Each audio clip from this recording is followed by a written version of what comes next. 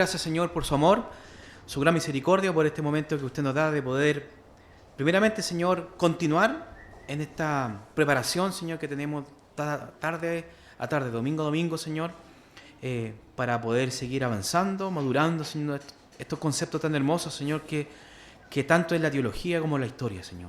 Gracias por este espacio que usted nos da en nuestra congregación, en nuestra iglesia local. Le damos gracias, Señor, en el nombre de su Hijo amado Jesús. Amén. Mi hermano, rápidamente retomemos lo que dejamos la semana antes pasada. ¿Se recuerdan? Vimos, ¿cierto? Seguimos situados en el siglo XVIII, todavía en el movimiento metodista, porque tenemos bastantes cosas que hablar de este movimiento. La semana pasada vimos, ¿cierto?, la historia de nuestra iglesia local, pero habíamos quedado justamente en esta parte de la historia, los himnos, la himnología, ¿correcto? Abordamos una pregunta que tal vez es muy común, sobre todo las personas que llegan nuevas a nuestra iglesia, el por qué cantamos himnos y no cantamos en este caso ciertos cánticos o canciones tal vez más modernas, ¿cierto?, más modernizadas, un poco más, ¿cierto?, contemporáneas. Y la razón es porque vemos una importancia, una conexión histórica con esto. La himnología es parte esencial de la historia del protestantismo, y la himnología tiene que ver como un brazo con la historia y más aún también con la teología, y también con ser experto musicalmente, ¿cierto?, con la composición musical. Entonces, prácticamente ser un himnólogo tiene que tener una trayectoria aproximadamente de unos 40 años. Y estos hombres, como vimos la semana pasada, ¿cierto?, como Isaac Watts y Don John Newton, fueron importantes en esta realización de himnos, ¿cierto? Vimos que en este caso John Newton, vimos que el autor de Amazing Grace, que en este caso sería Sublime Gracia, y Isaac Watts, con uno que en inglés, que no me acuerdo, ¿cierto? Pero hay hartos himnos que cantamos de parte de él, ¿no? Pero bueno, continuamos, y también vimos que justamente este hombre, que está en la fotografía, es Charles Spurgeon, un gran y erudito hombre, ¿cierto?, que contribuyó en el siglo XIX, su teología, ¿cierto?, como un teólogo autodidacta, tremendo en sus predicaciones, ¿cierto?, se le dio el apodo del predicador, el príncipe de los predicadores, pero lamentablemente no era bueno en la composición de los himnos. De hecho era torpe para hacer himnos. ¿Se dan cuenta? Que no porque sea, tal vez tenga en este caso una currículum de ser una persona tan elocuente como él, no significa que es apto para hacer himnos. Entonces, los himnos es un distintivo que se recuperó, hermanos, en el siglo XVII y XVIII, porque justamente el anglicanismo, entendemos que el anglicanismo sí tenía himnarios, sí tenía himnos, pero sus himnos se compusieron de himnos que no eran tan bíblicos, y era un cántico, ¿cierto?, que en realidad se alejaban un tanto en este caso, de la escritura. Entonces, por esa razón, con la confesión de fe de Westminster, ¿cierto?, y todos los puritanos se alejaron en este caso de los himnos y solamente cantaban salmos, que eso no entendemos como la salmodía exclusiva. Pero los bautistas particulares, los bautistas reformados, o sea, nuestra historia retomó los himnos. No descartamos en este caso los salmos porque lo vemos como necesario. Hay varios himnos que son salmos en realidad, que se componen y que son salmos directamente, obviamente un poco trabajados para que la tónica, ¿cierto?, no se pierda, el ritmo, ¿cierto?, y todo lo que compone, ¿cierto?, un himno. Pero no descartamos y no tampoco dejamos a un lado los salmos, pero sí incorporamos en este caso los himnos, y eso es parte del distintivo bautista, ¿cierto? Como dice ahí el título, el Cántico Nuevo, eso fue el último que damos, que no alcancé a mostrar esta presentación, y justamente tiene que ver con la doctrina y el fundamento escritural de Apocalipsis capítulo 5, versículos de 8 al 10, que habla respecto al Cántico Nuevo, ¿cierto? Ahí dice: y cuando hubo tomado el libro, los 4 seres vivientes y los 24 ancianos, de lo que hablaba el pastor el día de hoy, se postraron delante del Cordero, y todos tenían arpas, copas de oro llenas de incienso y y son las oraciones de los santos. Y cantaban un nuevo cántico diciendo: digno eres de tomar el libro y de abrir sus sellos, porque tú fuiste inmolado y con tu sangre nos has redimido para Dios de todo linaje, lengua y pueblo y nación. Y nos has hecho para nuestro Dios reyes y sacerdotes, y reinaremos sobre la tierra. Entonces ahí nos damos cuenta de que no fue una cita ninguna en Apocalipsis, no citó ningún salmo, ¿cierto? Sino que fue un cántico nuevo, un himno. ¿Se dan cuenta? Entonces, ese es el sustento escritural que nosotros vemos respecto al cántico nuevo y por qué es bueno.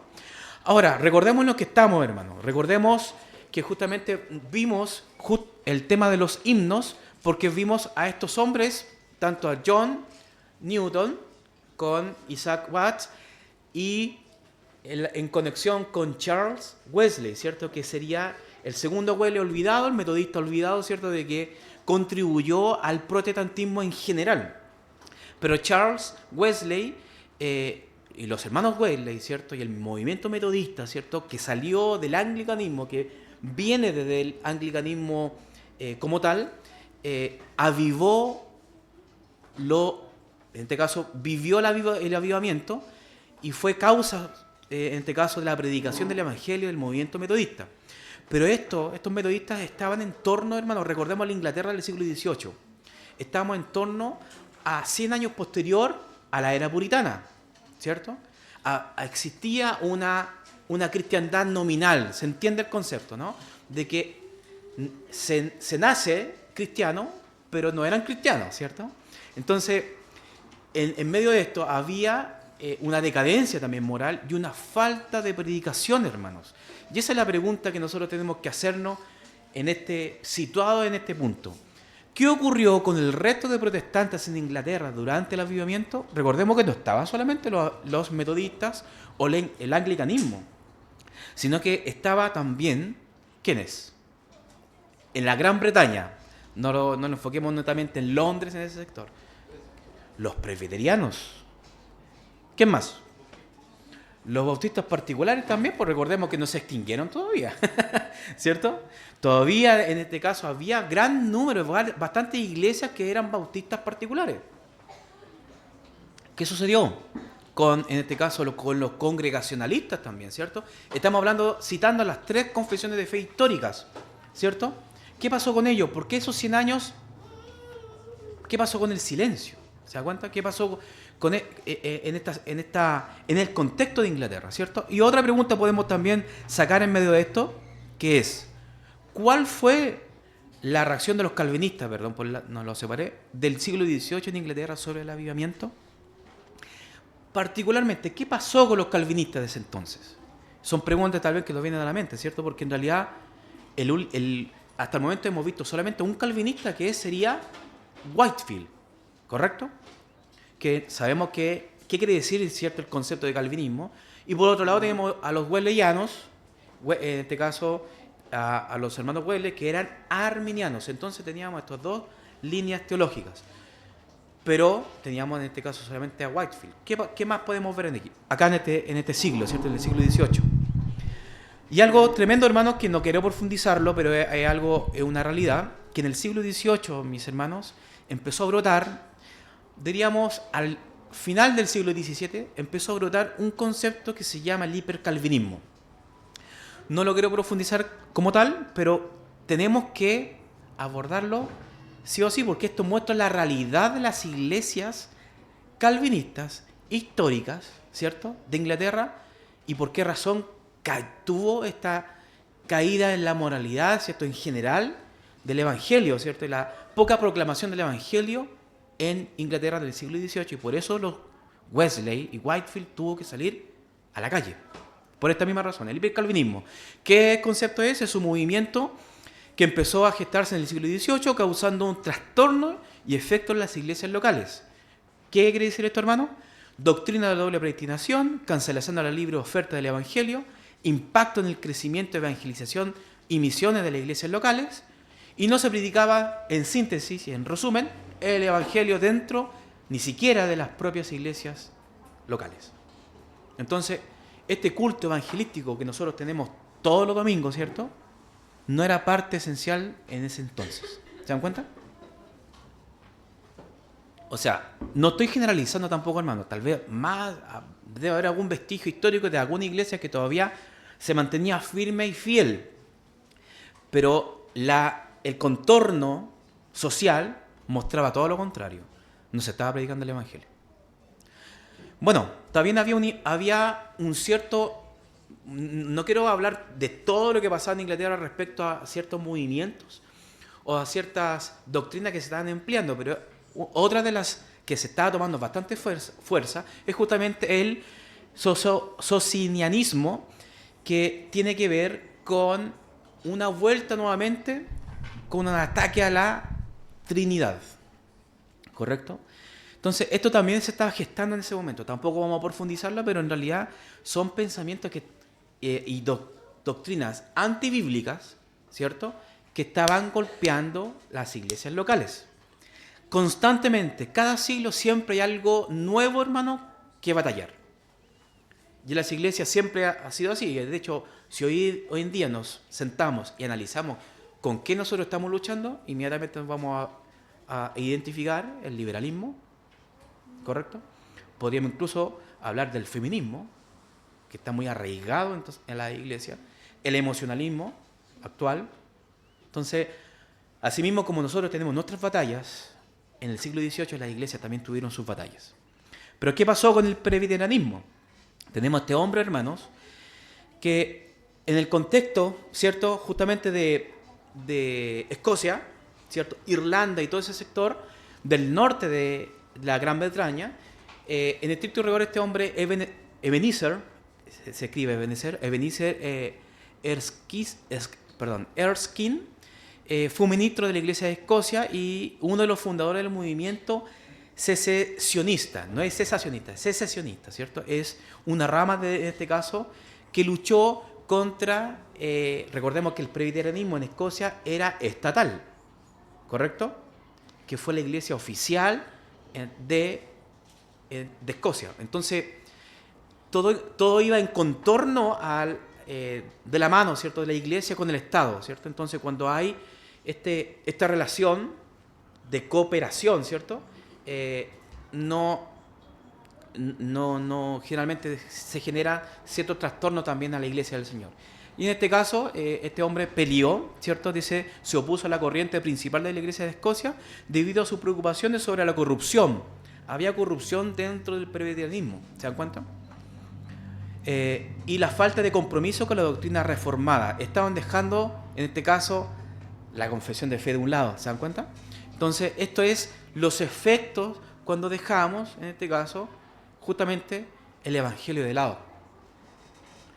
Bueno, los presbiterianos, especialmente en Escocia, también estuvieron involucrados en el movimiento evangélico y promovían, en este caso, gracias a este hombre, ¿cierto?, gracias a varios hombres que tenían esta preocupación, ¿cierto?, por qué está pasando con la iglesia, o sea, por qué no está siendo avivada. Llegó estos hombres, ¿cierto?, con ese propósito, ¿cierto?, de empezar a impulsar la preocupación y ser parte también del movimiento evangélico que se estaba gestando en Inglaterra. Promovía la predicación bíblica y el avivamiento espiritual dentro de sus propias congregaciones, pues, hermano. Si al final el evangelio no está siendo predicado ni siquiera en la iglesia, pues entonces nos damos cuenta de que había un auge, había un efecto, ¿cierto?, en estas iglesias calvinistas que estaban adoptando el hipercalvinismo, ¿cierto?, y estaban dejando de predicar. Algo tal vez hoy en día en nuestra iglesia es muy normal que salgamos, ¿cierto?, todos los domingos, ni siquiera preguntamos si vamos a predicar o no, sino que salimos, ¿cierto?, y predicar el evangelio y algo ya muy natural en nuestro quehacer. Pero en esta iglesia no era natural. De hecho, Whitefield tuvo relación con la iglesia de Escocia y la iglesia de Escocia no le gustaba mucho, estamos hablando de la iglesia presbiteriana de Escocia, no le gustaba mucho la forma, de hecho le incomodaba a Whitefield porque Whitefield era muy inquieto, abiertamente calvinista, pero en realidad no podía ser parte de la iglesia presbiteriana porque la iglesia presbiteriana le decía que no tenía que predicar el evangelio, por hermano. Imagínense al punto de que llegó el calvinismo en ese entonces, ¿cierto? Siendo parte, ¿cierto?, del calvinismo la iglesia presbiteriana. Otras personas, ¿cierto?, involucradas, tenemos a Thomas Boston, también nació en 1676, fue un influyente ministro presbiteriano y teólogo escocés. Sirvió como ministro en varias iglesias de Escocia, donde se destacó por su predicación fervorosa y su compromiso con la doctrina de la gracia. Volvieron estos hombres a animar a los presbiterianos, ¿cierto?, a volver, en este caso, al Evangelio, a predicar el Evangelio. Su ministerio contribuyó al avivamiento religioso en Escocia y más allá. Su enfoque en la experiencia personal y de la gracia y la necesidad de una vida cristiana genuina ayudó a revitalizar la fe entre muchos de sus oyentes. Muy importante, hermanos, estos hombres que se adicionaron al movimiento metodista. Pero cuando hablo de movimiento metodista, hermanos, no es que se adicionaron como tal a hacer como una coalición, ¿cierto?, protestante, sino que ellos se involucraron en este caso al avivamiento y desde sus congregaciones empezaron a predicar el Evangelio. ¿Se dan cuenta? Lo mismo tenemos en este caso con un hombre particular y muy importante tal vez para nosotros como historia, que justamente es, para los bautistas reformados como nuestra congregación, el doctor John Hill. Para algunos que tal vez no lo conocen, es una eminencia teológica este hombre, fue muy importante y de hecho este hombre, tendríamos que verlo después más adelante, pero este hombre contribuyó sobre todo firmemente en la defensa de la Trinidad, justamente con este movimiento que se estaba aflorando, ¿cierto? La Trinidad estaba siendo atacada y este hombre fue prácticamente con un escudo a defender la Trinidad histórica que el protestantismo siempre ha abrazado, ¿cierto? John Hill. Los comentarios bíblicos que todavía están disponibles hoy en día, comenzó su pastorado en, adivinen dónde, en Horsley Down. ¿Qué quiere decir esto? Que es uno de los, diría del cuarto, en estricto rigor, linealmente cuarto, pero sería reconocido el tercer pastor del tabernáculo metropolitano. Estaba en este caso el primero, se recuerdan que era Benjamin Keach, después venía, no recuerdo el nombre del que venía, y el tercero sería John Hill. Y este hombre, durante su pastorado, apoyó, se adicionó, ¿cierto?, fuertemente, en este caso, a don George Whitefield, lo apoyó, ¿cierto?, para que pudiese predicar justamente en esta ciudad de Kennington Common. Entonces, este hombre también se caracterizó por, nuevamente, que es parte de nuestra historia, que es parte también esencial de nuestra confesión de fe. Recuerden que tenemos un capítulo dedicado al Evangelio, ¿correcto? Justamente por esta razón, porque la predicación del Evangelio es crucial y los bautistas reformados tenemos que predicar el Evangelio. Y John Hill lo tenía totalmente claro y participó también en este avivamiento desde las congregaciones, desde el tabernáculo, ¿cierto? En ese momento se llamaba Horsley Down, pero este hombre también desde el púlpito, pudo también ser parte del avivamiento, ¿cierto? Apoyando en este caso a George Whitefield. Y un lugar clave, ¿cierto? Ahí generalmente esta fotografía que acabo de aquí en la lámina, ¿cierto? Se te puede mostrar que generalmente todos los sermones antiguamente estaban impresos, ¿cierto? Se imprimían y se repartían, ¿cierto? Es como una difusión, como un canal de difusión. Entonces toda la gente empezó a leer las predicaciones, en este caso, de don George Whitefield. Y todas las predicaciones son tremendas, ¿cierto? Y estas eran una especie de folleto, ¿cierto? Así se impartía, en este caso, hoy en día son los videos, ¿cierto? Que hoy en día podemos verlo a través de la web, a través de YouTube. Podemos ver las predicaciones con un título, ¿se dan cuenta? Un título es el lugar donde se va a predicar y que en este caso el expositor, en este caso don George Whitefield. Fue un lugar, Kennington Common, fue un lugar famoso donde Whitefield predicó a grandes multitudes durante el Gran Despertar. Siempre había un lugar, hermanos, y se edificaba, ¿cierto?, una especie de púlpito donde Whitefield podía tener la capacidad de acústica, ¿cierto?, de poder proclamar el Evangelio. Y había gente que que se perdía por las últimas colinas, ¿cierto?, del lugar. Se llenaba, hermano. El lugar era tremendo. Y justamente, y lo más lindo de esto, hermano, que hay relatos que había puntos de predicación de Whitefield por un lado y John Hill por otro. Y la gente, ¿qué hacía? Era en ciertas ciudades. Iba a la ciudad donde estaba George Whitefield, lo escuchaba, terminaba, y corriendo la multitud iba a escuchar a John Hill. Corriendo, hermano. O a caballo iban todos, ¿cierto? Y se reunían para ver a John Hill. Entonces, siempre estaban estos dos exponentes y referentes, ¿cierto? Cuando estaba Whitefield, iban para allá, terminaba, corrían y iban a escuchar a John Hill. Entonces, tremendo. Ahí nos damos cuenta, hermano, de que efectivamente ese tiempo es o fue un avivamiento. Un despertar en Inglaterra después de 100 años, hermano. Y es tremendo como la decadencia moral y la responsabilidad de la iglesia fue causaron tanto daño, hermano, como al punto de no evangelizar. ¿Se dan cuenta, no? Es clave, es parte de una iglesia viva, una característica de una iglesia viva, la predicación del evangelio. El sermón más famoso de Whitefield predicó aquí en este lugar y el título se llamó El Nuevo Nacimiento, que es lo que estamos viendo en pantalla. Este sermón se centraba en la necesidad de la generación espiritual, subrayando, ¿cierto?, la importancia de nacer de nuevo a través de la fe en Jesucristo para salvación. La fe, ¿correcto? La predicación del evangelio, la exposición del evangelio sobre la necesidad humana de volver, en este caso, de ir a Cristo. Bueno, y la fotografía, ¿cierto?, que vemos ahí, bien antigua, es como Whitefield generalmente se veía, no sé si se alcanza a ver, ¿cierto?, donde él tiene la mano como levantada, así.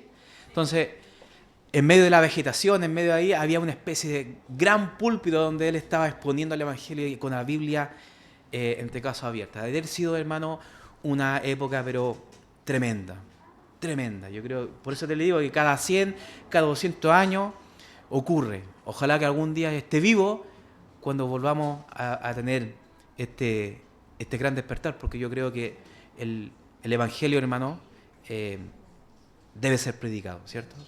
Y hay varias iglesias, y veo en este caso la realidad, sí, ¿cierto?, la realidad nacional de que hay un auge en la necesidad de predicar el evangelio real.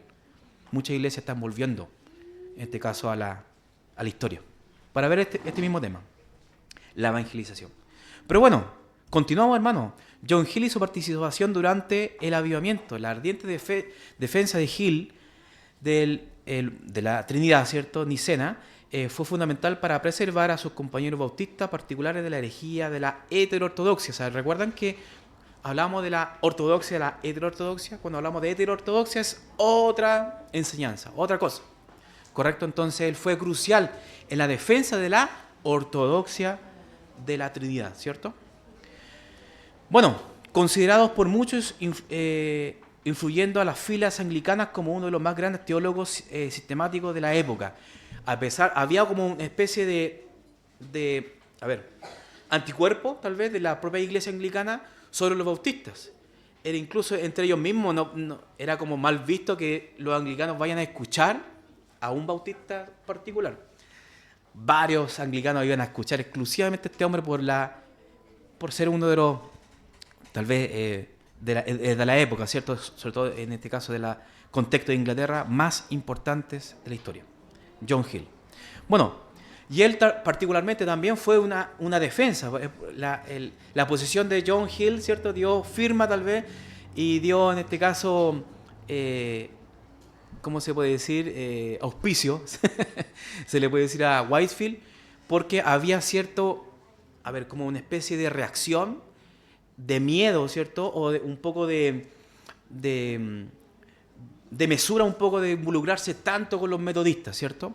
Pero obviamente de que John Hill abogaba en este caso a favor de Whitefield, obviamente con el principio de que Whitefield fue calvinista. Entonces ahí nos damos cuenta de que Whitefield abrió, por abrazar el calvinismo, abrió también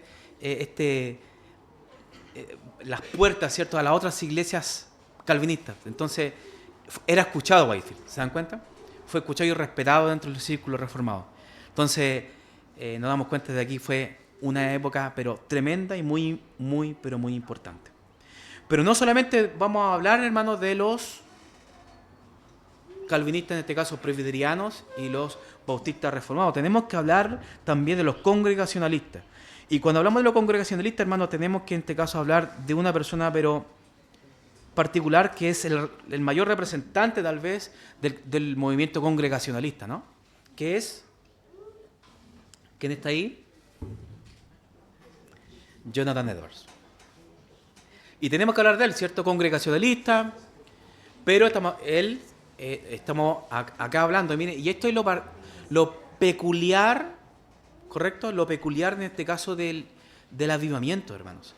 Porque Jonathan Edwards estaba a kilómetros de Inglaterra, kilómetros, del otro lado del Atlántico, en las colonias justamente americanas o de Nueva Inglaterra. Este hombre, para hacerlo sucinto, hermano, obviamente de que no queremos, en este caso, dejar nada afuera, pero tenemos que hablar particularmente de este hombre. Fue, primeramente, un pastor, un teólogo, un filósofo, experto en física, experto en ciencia. ¿Qué le pasó? Ah, no, me imagino que puede haber sido, en este caso, el contraste de la pintura, pero creería que antiguamente se maquillaban, pero era parte de la como cultura de ese entonces. Pero bueno, física, filosofía, también abrazó la ilustración como tal. Abrazó también la ciencia, abrazó en este caso a grandes pensadores, ¿cierto? En el inicio de su vida. Pero se recuerda como un gran teólogo, como un gran pastor, que marcó un siglo, ¿cierto? Y la historia, en este caso, norteamericana. Se le dice el pensador más grande de América, ¿correcto? En este entonces, en el siglo XVIII, vivió toda su vida como ministro y misionero. Tenemos en este caso ahí una especie más o menos de sucinta, ¿cierto? Resumida respecto a su vida. En este caso, en 1636 se fundó la Universidad de Harvard. Posteriormente se publica el propósito de la Universidad de Harvard en el 43. Se funda la Universidad de Yale en el 701. Y en este caso ahí nace otro personaje, Jonathan Edwards, en el 1703. Y Jonathan Edwards en Yale, la Universidad de Yale, o Yale, ¿cierto? En 1617. Era bien jovencito, si se dan cuenta, como aproximadamente 15 años, cuando llegó a estudiar lo que se estudiaba en ese entonces, que era teología, por hermano. ¿Correcto? Teología en ese entonces. Pero ya venía con dotes distintivos. Ahora veamos un poco de su vida, ¿cierto? En 1620, en este caso recordemos el contexto americano, porque recordemos que esto viene de América del Norte, Estados Unidos, que en ese entonces se llamaba la Nueva Inglaterra. En 1620 se estableció la colonia inglesa y en varias incursiones del Reino Unido. Es considerado también como uno de los padres fundadores de los Estados Unidos, don Jonathan Edwards. Estuvo, para que más o menos hagamos tracemos la línea cronológica, Jonathan Edwards es la tercera generación desde la Mayflower. ¿Correcto? Entonces es una generación muy, pero muy temprana. ¿Correcto? En realidad, con la llegada de la Mayflower, ¿cierto? Era considerada, ¿cierto?, como una iglesia prácticamente. Entonces tenemos que entender de que Norteamérica estaba siendo fundado, estaba siendo ya trazado con una presencia protestante en cada rincón de las colonias, ¿cierto? Pero bueno, estamos situados en esta época donde Estados Unidos no existía como tal, aún era una colonia británica, y incluso Edwards, si bien estuvo viviendo en medio de la situación, ¿cierto?, política y social que vivía en este caso las 13 colonias de Norteamérica, pero después de 20 años de su muerte recién se firmó la Declaración de Independencia. Es decir, que él estuvo prácticamente, si bien estuvo presente, ¿cierto?, pero en realidad él no estaba enfocado en la independencia de los Estados Unidos como tal, como otros políticos, otros pensadores, como Benjamin Franklin, ¿cierto? Él sí estuvo involucrado netamente, pero sí, en este caso, Jonathan Edwards se cataloga como uno de los grandes pensadores juntamente con Benjamin Franklin, de hecho mucho más que él, pero se le puede considerar así. Bueno, Edward nació en una tradición familiar fuertemente en el ministerio. O sea, su padre, su abuelo de parte materna eran pastores, ministros, ¿cierto? Congregacionalistas, pastores congregacionalistas.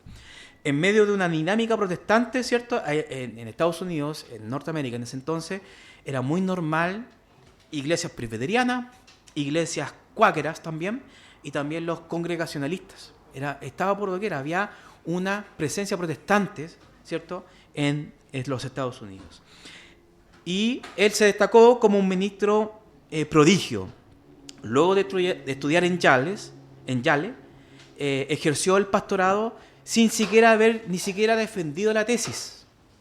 O sea, él ya estaba pastoreando como ayudante de pastor y generalmente se esperaba que se titulaba, pero él ya estaba ejerciendo en este caso como un estudiante. Era como una posición como ayudante de pastor o copastor, el estudiante de pastor, ¿cierto? Pero él tuvo esta distinción de que ya estaba siendo pastor antes incluso de defender su propia tesis. Y la tesis que presentó justamente Jonathan Edwards en la Universidad de Yale era un libro que se llamó La justificación por la fe. Y ese fue en este caso su tesis. Inspirado por la carrera de su padre como ministro, deseó seguir también sus pasos. Tuvo una herencia pastoral y en un entorno tanto de su esposa como también de su padre, su abuelo de parte materna, ¿cierto? Sirvió como pastor, ¿dónde? En Northampton por 23 años, pastor. 23 años como pastor. Posteriormente lo despidieron, pero eso lo tenemos que también ver. Marcó su vida. Ay, perdón, me faltó esa presentación, ¿cierto? Ahí vemos al abuelo, ¿cierto?, de Jonathan Edwards, Don Solomon Stoddard.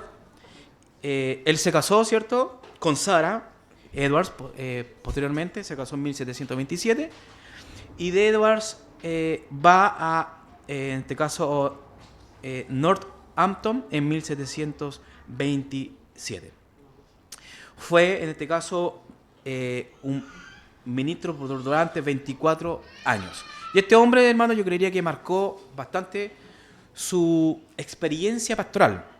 Este hombre justamente es el abuelo de Jonathan Edwards. Inspirado por la carrera de su padre como ministro, por lo que deseaba seguir, en este caso, sus pasos como una herencia pastoral, sirvió como pastor por 23 años y la infancia de Edwards fue marcada por la presencia de la iglesia de su padre y su abuelo, y desde ya de los 11 años él veía un cambio. Y esto es lo que nosotros tenemos que percibir justamente del avivamiento. El avivamiento no fue de la noche a la mañana así, ¡pum!, sino que hubieron eventos anteriores que generaron y gatillaron posteriormente al avivamiento como tal, lo que se estaba viviendo en Inglaterra. Pero Edwards, desde partir de los 11 años, empezó a ver algo que se estaba gestando. Empezó a ver, en este caso, había un renacer de ciertas personas, de cierta cantidad de personas. Por ejemplo, para que tengamos más o menos una idea, de 1000 personas que era la congregación en general, en una semana podía aumentar 1200 personas. Y eso pasaba anualmente, pero cada 10 años. ¿Se dan cuenta? O sea, cada 10 años aumentaban 200 personas. Entonces, algo veía dentro de las estadísticas del comportamiento, ¿cierto?, de la conversión de la gente, de que habían luces de que algo iba a pasar. Y eso es lo que Edwards vio como experiencia en la congregación de su abuelo.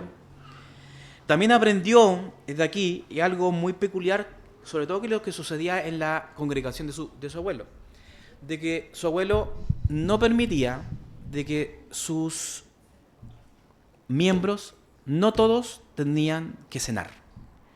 Y eso le marcó mucho a Edwards, ¿cierto? Cuando hablamos de la cena del Señor, de que, pastor, y usted me podría tal vez confirmar, es esperable que los miembros de la iglesia deberían todos cenar, ¿no? Algo que tal vez tiene lógica, ¿no? Porque son miembros, parte de la iglesia. Y eso le marcó, en este caso, a Edwards el comportamiento y la decisión que tenía su abuelo con ciertos miembros que no le permitían, no, usted no cene. Entonces Edwards decía, ¿y por qué son miembros? Entonces de ahí viene su posición puritana, justamente de la volver a la pureza de la iglesia. Pero eso tendríamos que verlo un poquito ya más adelante. En ese entonces, hermano, no se le daba el nombre de avivamiento como lo conocemos hoy en día, sino que en ese entonces su abuelo y su padre, también viendo ese comportamiento de que se estaba gestando, ya Edward con 11 años, se adicionaban gente a la iglesia, ellos le decían la cosecha.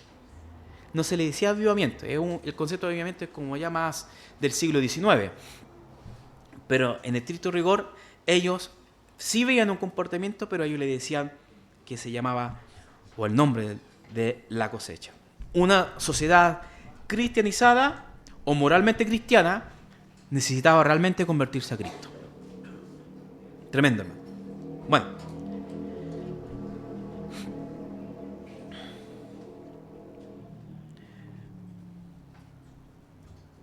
Un inesperado despertar y avivamiento. Edward desarrolló un sermón, ¿cierto?, que lo predicó en varias iglesias, empezando por la de él, que en este caso justamente es la iglesia de Northampton. En esta iglesia lo predicó en el mes de junio de 1741. Pero nosotros pensamos, ¿cierto?, tenemos esta inmediatamente esta tal vez percepción de que al momento de predicarlo él, la primera vez, hubo reacciones. Pero aquí no hubo ninguna reacción. En su iglesia local no hubo reacción. Me da mucha risa porque en realidad como que uno no es profeta en su propia tierra, ¿cierto? Pero bueno, luego de esta predicación sin efectos, llevó en este caso a Jonathan Edwards a ayunar 3 días y predicó el mismo sermón en la otra iglesia que estaba a 15 kilómetros de ahí, que se llama, ¿cierto? O se llamó realmente, en la iglesia de Enfield. Y ahí, hermano, y lo hizo en una condición no muy favorable. Él estuvo enfermo, de hecho estaba como yo creo que a causa también de este ayuno, no estaba con mucho de ánimo, y empezó a dar lectura justamente a la predicación, esta predicación, ¿cierto? Y ¿qué sucedió? Que generó en ese momento, en julio, esto fue en junio la primera predicación, al mes siguiente, en julio, empezó a surtir efectos. En esa iglesia los hombres ni siquiera se podían montar nuevamente a caballo para ir a su casa porque temblaban, dicen los registros. Ellos les temblaban las piernas, ¿cierto? Porque no podían contener, ¿cierto?, el impacto que tuvo esta predicación en sus vidas. Los hombres temblaban, ¿cierto? Y esto ocurrió 5 años antes, hermano. Estamos hablando de 5 años antes de que Whitefield estuviese predicando y antes que los mismos hermanos Wesley estuviesen ya a caballo predicando por toda Inglaterra. ¿Se dan cuenta? Entonces, esto confirma que no fue un avivamiento que inició de cero, sino que hubieron eventos importantes que gatillaron el gran despertar. Y es la predicación que justamente estamos nosotros hablando, el sermón de que se llama Pecadores en las manos de un Dios airado. ¿Correcto? Que esto pasó justamente a la historia. Este gran despertar se define como un gran despertar porque no solo se generó en tierra americana, sino que también fue en tierras extranjeras, luego de un siglo de sequía espiritual, hermanos, posterior a la era puritana. Sí, eso es tremendo, todavía no cabe en mi cabeza ese punto. Inglaterra volvió a la vida. Las colonias en este caso americanas también volvieron en este caso a la vida. El gran despertar llevó a las propias iglesias a convertirse al Señor y no a convertirse a la confesión. ¿Se dan cuenta? Porque son dos cosas totalmente diferentes, que una de ellas gatilla, ¿cierto?, a otra. Pero la más importante es la conversión. La conversión, ¿cierto?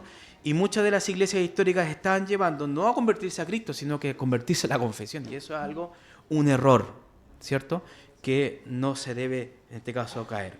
Las congregaciones frías y sin vida fueron fervientes y vivificadas, en este caso, llamándose iglesias, en este caso, de Cristo. Edward defendía que la fe es un convencimiento en el corazón y no en la razón. En su congregación solo cantaban salmos, Pero hasta ese momento empezaron a incorporar justamente himnos también. ¿Cierto? Los congregacionalistas también defendían y ellos abrazaban la salmodía exclusiva, pero también empezaron justamente en este tiempo a involucrar a los himnos. Tenemos el movimiento Nuevas Luces, ¿cierto? Que en este caso fue fundado también por Jonathan Edwards, y la iglesia congregacionalista de la Nueva Inglaterra se dividió en este caso en dos. Por un lado tenemos a la iglesia de Boston, dirigida por el pastor Charles Chauncey, y la iglesia, en este caso de Northampton, Nuevas Luces, dirigida por el pastor Jonathan Edwards. Aquí también es como un punto de inflexión, hermanos. Pregunta: ¿los esclavos pueden participar de la iglesia local? Gran tema para ese entonces. Porque la iglesia de Edwards decía que sí. Pero la iglesia del pastor Charles Chauncey decía que no. La iglesia congregacionalista, histórica, cristiana, ¿se dan cuenta? Porque tenemos que recordar que los esclavos ¿cierto? Africanos, eran llevados a Norteamérica para trabajos forzados, ¿cierto? Y eran propiedad, ¿cierto?, del dueño, en este caso, del que los compró. La esclavitud en ese entonces aún era legal. Y la pregunta de Edwards, ¿por qué se separó, ¿cierto?, se desprendió, en este caso, de la línea de Boston, es justamente por esa razón, la esclavitud. Entonces nos damos cuenta de que fue un tema difícil, incluso comentarios de varios protestantes al respecto también podría incluso hasta sorprendernos, pero efectivamente era algo cultural de ese entonces, pero vemos que efectivamente había diferencias respecto a la esclavitud. Para terminar, hermanos, Jonathan Edwards, el narrador del avivamiento, ¿cierto? La narrativa ocasional de Edwards, todo fue documentado. O sea, él iba caminando por cualquier parte, a caballo, ¿cierto? Galopando a caballo, caminando, ¿cierto? Y si venía un pensamiento respecto a cierta doctrina, a cierta situación, él tenía una libreta de notas, ¿cierto? Y lo escribía. Porque si no, la mente es frágil, ¿cierto? Se lo olvidaba. Y todas esas notas después fueron publicadas. Y él no tenía ni siquiera la intención de publicar la narrativa, porque se llama así, la narrativa de Jonathan Edwards. Que la narrativa de Jonathan narraba justamente el proceso del avivamiento. ¿Qué sucedió? Que esto después fue publicado no solamente en las colonias británicas de Norteamérica, sino que también fueron esparcidas y llevadas, adivinen dónde, a Inglaterra. Justamente a Inglaterra. Y adivinan quién recibió esa narrativa de estos documentos, ¿cierto? Justamente los protagonistas de esto. Estaba involucrado ahí los hermanos Wesley. Isaac Watts fue uno de los primeros que también leyó la narrativa de Edwards.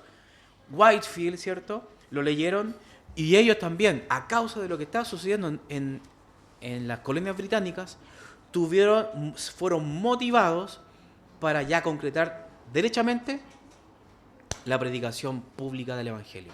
Aquí estamos en paralelo con Whitefield y Wesley, o sea, diría yo un poquito antes del despertar el avivamiento de Inglaterra. ¿Se dan cuenta? Entonces, prácticamente, no podemos solamente dejar como protagonista a los hermanos Wesley de toda en este caso, de toda la gestión del avivamiento, sino que también tenemos que mirar a Norteamérica, de que Jonathan Edwards también fue un gestor del avivamiento. Predicó el Evangelio fuertemente y fue un referente hasta el día de hoy, ¿cierto? Y que marcó un antes y un después en el movimiento evangélico de los Estados Unidos. ¿Correcto? Vamos a seguir la próxima semana, se nos fue el tiempo, hermanos, y efectivamente es algo que tenemos que seguir revisando. ¿Qué pasó más allá con Edwards, ¿cierto? Con Norteamérica, y también lo que finalmente resultó en el movimiento metodista. Amén. ¿Dudas, consultas, preguntas, aportes? Bienvenidos sean.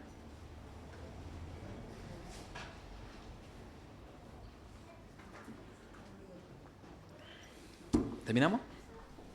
Amén. ¿Oramos al Señor, les parece?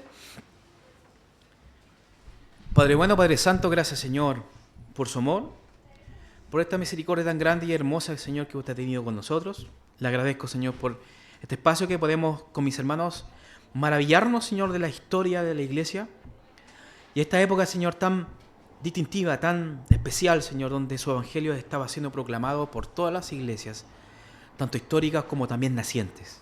Gracias, Señor, por ese momento, porque esto también marcó un antes y un después en todo el mundo, y le agradezco por eso, porque el pensamiento humano menguó por sobre el evangelio, y le agradezco por eso, porque usted, Señor, mueve absolutamente todas las cosas. Le agradecemos, Señor, en el nombre de su Hijo amado, nuestro Señor Jesús. Amén.